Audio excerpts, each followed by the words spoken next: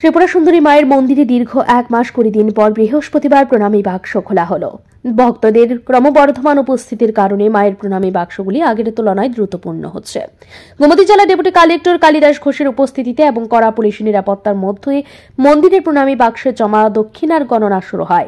মন্দির কর্তৃপক্ষ জানিয়েছেন, প্রাপ্ত দানের অর্থ মন্দিরের সার্বিক উন্নয়ন, পরিষেবা বৃদ্ধি এবং বিভিন্ন জনকল্যাণমূলক কাজে ব্যবহৃত হবে। ডেপুটি কালেক্টর কালিদাস ঘোষ বলেন, ত্রিপুরা সুন্দরী মায়ের প্রতি ভক্তদের বিশ্বাস ক্রমাগত বৃদ্ধি পাচ্ছে। ভক্তরা দান করে মায়ের মন্দিরকে সমৃদ্ধ করছেন। এই অর্থ মন্দির উন্নয়ন ও জনকল্যাণমূলক কাজে ব্যবহৃত হবে। ত্রিপুরা সুন্দরী মায়ের মন্দিরে প্রতিদিন ভক্তদের ভিড় বাড়ার কারণে মন্দির কর্তৃপক্ষ নিরাপত্তা ব্যবস্থা জোরদার করার পাশাপাশি ভক্তদের জন্য উন্নত পরিষেবা প্রদানের উদ্যোগ নিয়েছে। মায়ের মন্দিরে ভক্তদের দান শুধু ধর্মীয় কাজেই নয়, বরং মন্দির পরিচালনা এবং জনকল্যাণমূলক কাজে গুরুত্বপূর্ণ ভূমিকা পালন করে চলেছে।